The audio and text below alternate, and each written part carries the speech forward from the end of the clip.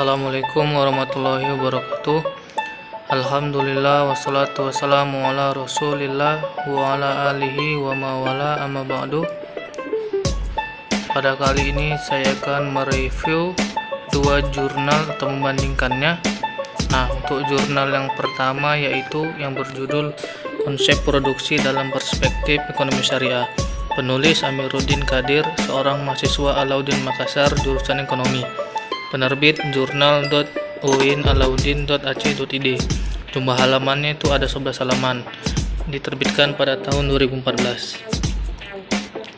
Abstraknya yaitu produksi adalah kegiatan yang menimbulkan manfaat atau faedah serta nilai suatu barang dan jasa. Dalam konteks yang lain, produksi sebagai usaha untuk menciptakan kekayaan dengan memanfaatkan sumber daya alam oleh manusia. Pendahuluan. Kajian ini ditulis dengan tujuan untuk mengetahui pandangan terhadap kehidupan dan ekonomi muslim yang cukup menaruh perhatian pada teori produksi, yaitu Imam Al-Ghazali. Definisi produksi. Salah satu definisi tentang produksi adalah aktivitas menciptakan manfaat di mana kini dan masa mendatang. Produksi berarti diciptakannya manfaat, seperti juga konsumsi adalah pemusnahan produksi itu. Faktor-faktor produksi. Menurut Yusuf Qaradawi, ada 3 faktor dalam produksi. Yang pertama yaitu yang dominan dalam produksi adalah kualitas dan kuantitas manusia, yaitu atau disebut dengan labor. Yang kedua yaitu sistem atau prasarana yang kemudian kita sebut dengan teknologi. Yang ketiga yaitu modal, segala sesuatu dari hasil kerja yang disimpan. Tujuan dari produksi. Yang pertama, untuk memenuhi kebutuhan hidup. Yang kedua, untuk kemaslahatan keluarga. Yang ketiga, untuk kemaslahatan masyarakat. Yang keempat, untuk membangun dan memakmurkan bumi ini. Prinsip produksi.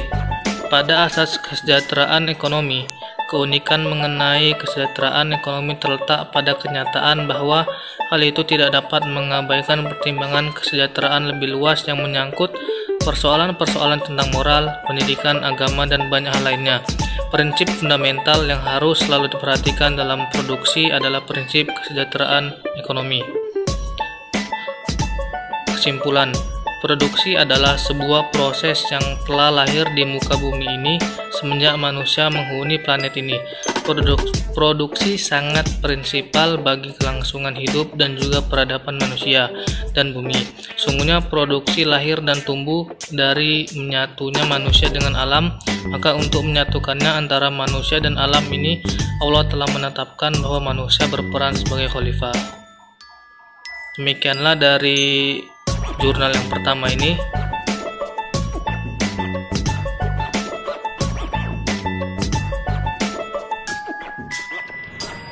Oke, sekarang kita akan mereview untuk jurnal yang kedua, yaitu yang berjudul Aktivitas Produksi dalam Perspektif Ekonomi Islam.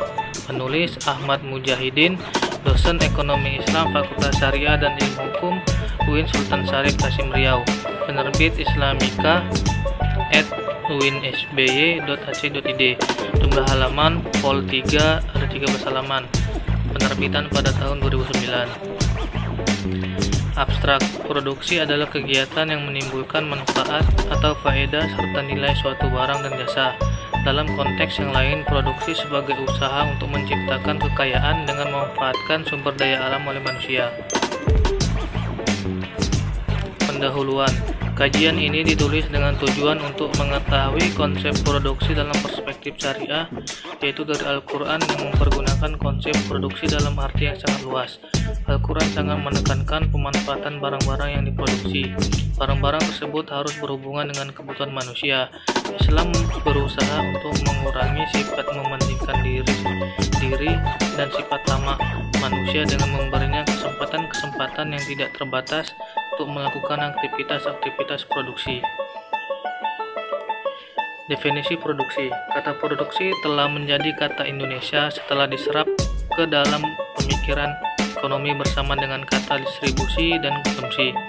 Dalam Kamus Besar Bahasa Inggris Indonesia oleh John M.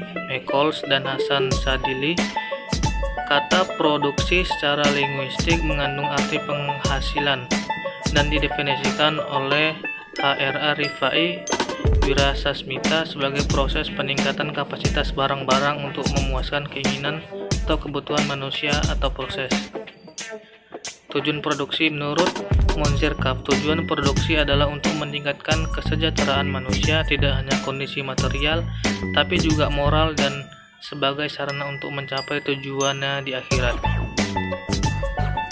Faktor-faktor produksi, yaitu ada 4. Yang pertama, sumber daya alam, sumber daya manusia, modal, dan manajemen.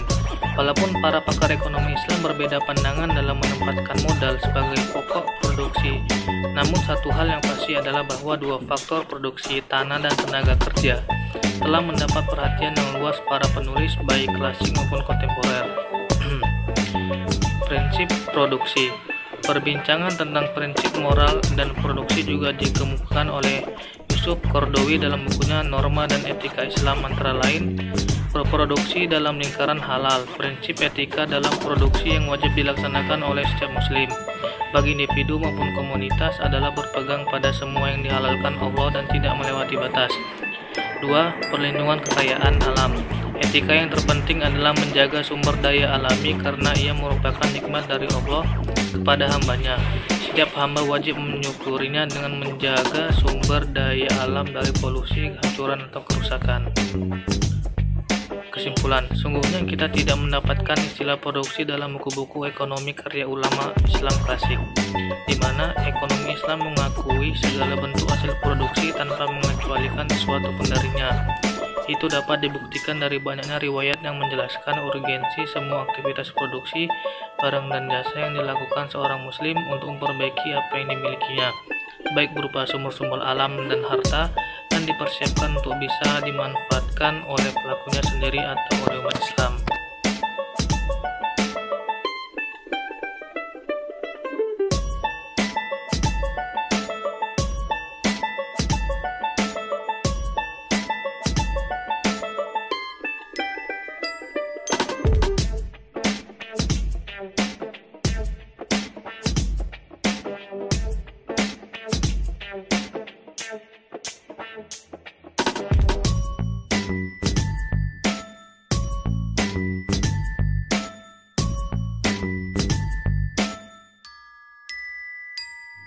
Selanjutnya adalah kelebihan dan kekurangan dari kedua jurnal ini. Untuk jurnal yang pertama, kelebihannya yaitu jurnal ini memiliki bahasa yang mudah dimengerti,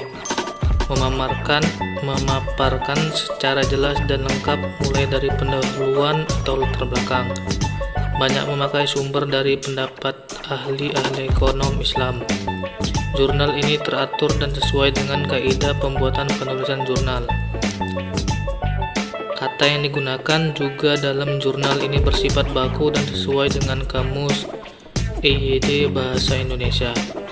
Kekurangannya yaitu jurnal ini juga memiliki kekurangan yaitu terlalu banyak kalimat untuk mendapatkan poin inti. Selanjutnya, kelebihan dan kekurangan dari jurnal yang pertama. Kelebihannya, isi pembahasannya langsung tertuju kepada poin-poin inti. Abstrak jelas sehingga dengan membaca abstraknya saja, pembaca dapat mengetahui hasil dari penelitian tersebut. Penggunaan kata yang tepat dan baku, sesuai dengan kaidah penulisan ilmiah atau jurnal. Kekurangannya, jurnal ini juga memiliki kekurangan yaitu memiliki kekaburan makna di beberapa subjudul dan membuat pembaca sedikit bingung. Mungkin ini yang dapat saya sampaikan dari review jurnal pada kali ini. Apabila ada salah kata, saya mohon maaf. Undur maqala wa tandur maqala. Wassalamualaikum warahmatullahi wabarakatuh.